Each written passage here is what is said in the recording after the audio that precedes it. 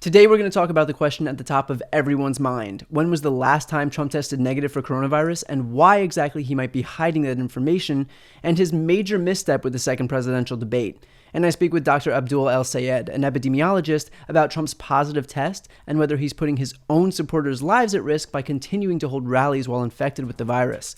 I'm Brian Tyler Cohen, and you're listening to No Lie.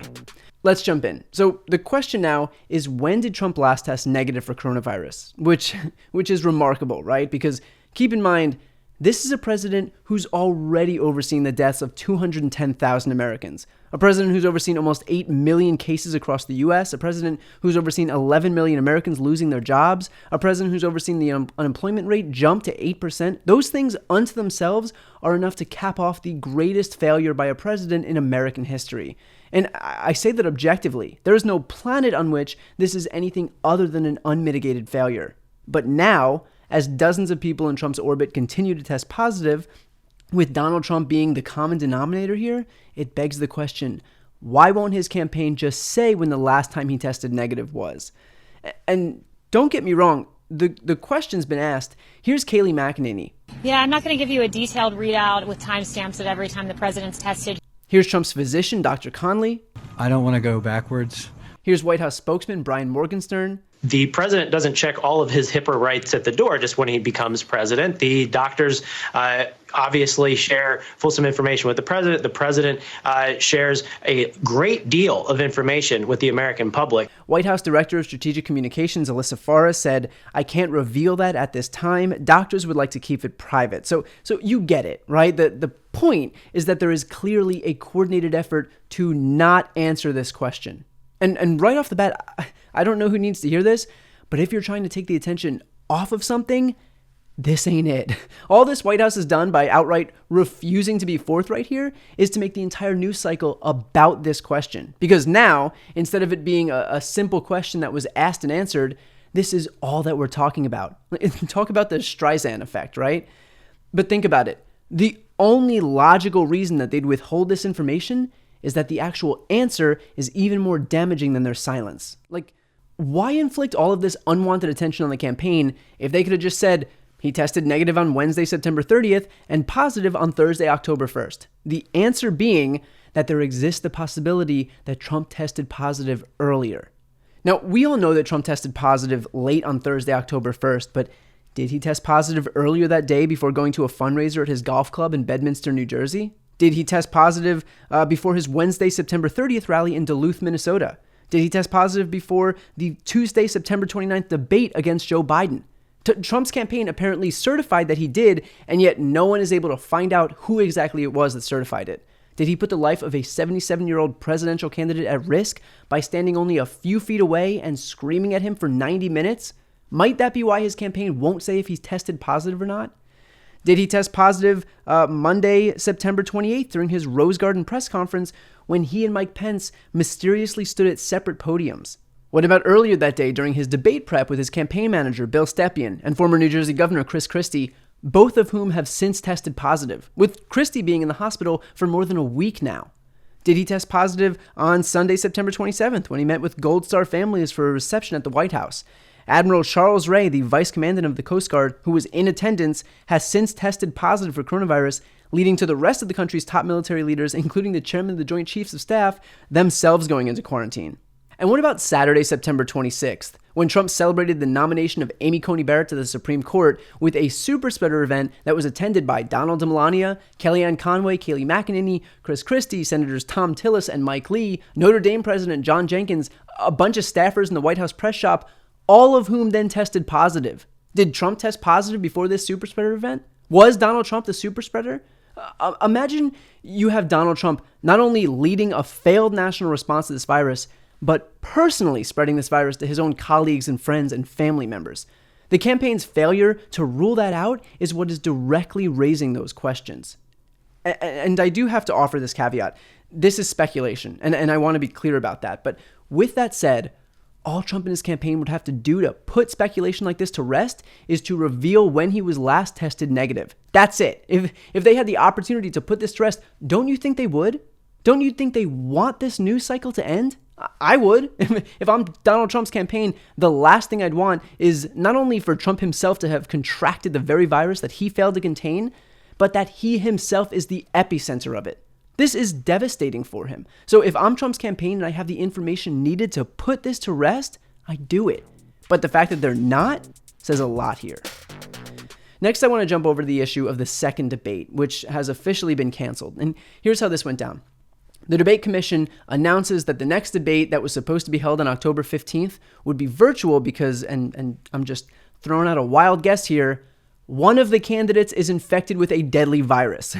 Then Trump throws a temper tantrum and threatens to bail. So as a result, Biden calls his bluff, bails on the debate himself, and sets up his own primetime town hall with George Stephanopoulos on ABC. And Trump gets, another rally? I mean, what a colossal screw up by the Trump campaign. I can just imagine Trump gambling one of his only two remaining opportunities to appeal to the American people away so that he could hand Joe Biden a primetime town hall. Trump leaning back in his chair, looking at Jared Kushner and saying, and that, Jared, is the art of the deal.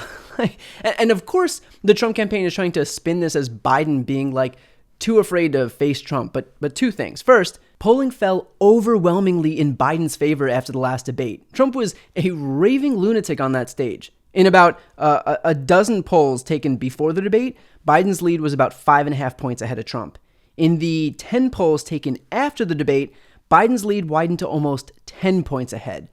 Nobody who is still undecided watched that belligerent performance by Trump and decided, "Yep, that's my guy." I've been unsure until now, but watching Donald Trump up there sweating, physically incapable of not blurting out words every literal second he can, has finally helped me make up my mind, and that's my guy.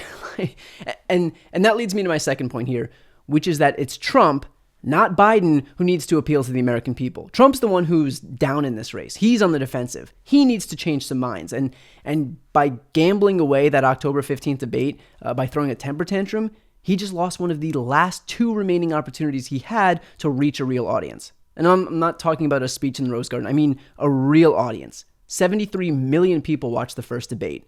And no, holding a rally instead won't come close to compensating for missing out on a debate. Speaking just as a news consumer, not as a pundit or a political host, this is just me as a consumer of news. Trump's rallies are boring now. And they didn't used to be. I never liked him, but from a sheer entertainment perspective, I used to hang on his every word at these rallies. I watched every single one.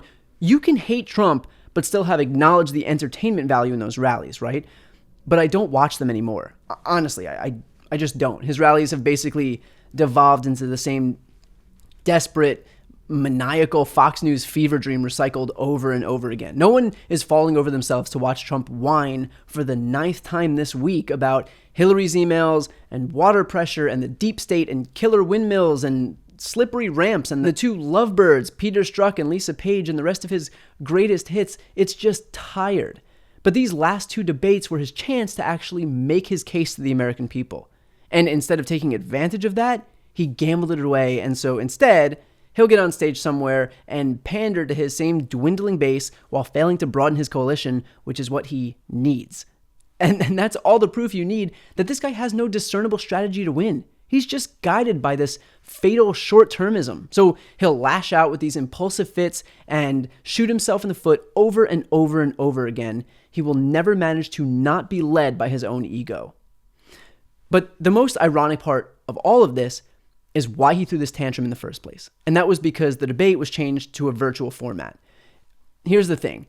If Trump doesn't like virtual formats, one option to have prevented that would have been to have contained this virus months ago. If he didn't want everything to be forced to go virtual, instead of downplaying this virus, he could have taken actual, meaningful steps to solve the problem. But he never bothered to. He chose to lie. He chose to tell people that it was contained and that it would go away with heat and that cases were coming down to zero and that you should go to work and your kids should go to school and definitely make sure you buy that dip in the stock market. That's what he did. Meaning that he let the virus spread uninhibited across this country. Being forced to go virtual is a result of his own mismanagement. So if he wants to complain here, Trump has only himself to blame. And this is all part of a broader strategy of denialism being employed by the Trump administration and campaign.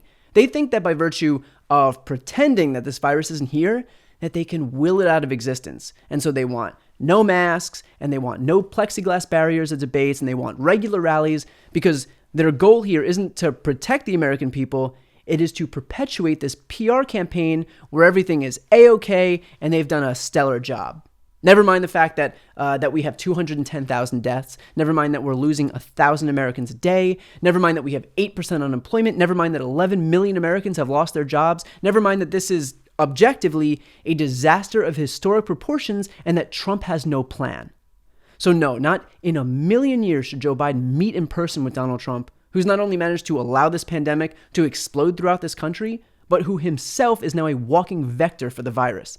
If Donald Trump wants to infect himself and his staff and his family, so be it. And if Trump's Republican colleagues want to let him, hey man, it's your funerals.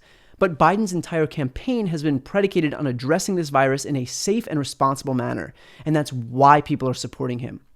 So Trump can go on denying reality, but that is why we're in this mess in the first place. So if you want more of the same denialism that got us 210,000 dead Americans and counting, the same denialism that has us mired in an economic recession, the same denialism that's cost millions of Americans their jobs, then Donald Trump's making it blatantly clear that he's your guy. But if you want this nightmare to be over, then you can vote for Joe Biden.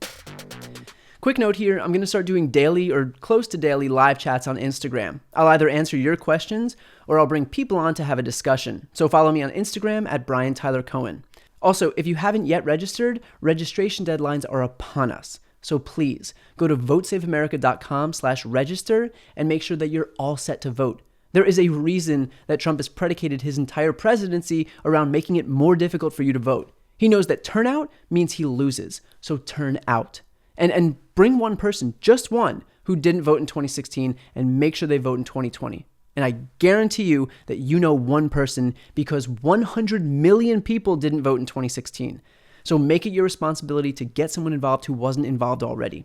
Do your part. I promise you it'll feel so much better if you're able to look back and know that you did everything you could to save this country. To listen to my interview with Dr. Abdul El-Sayed, one of my favorite interviews, go to the interviews playlist on my YouTube channel. That's it for this episode. Talk to you next time.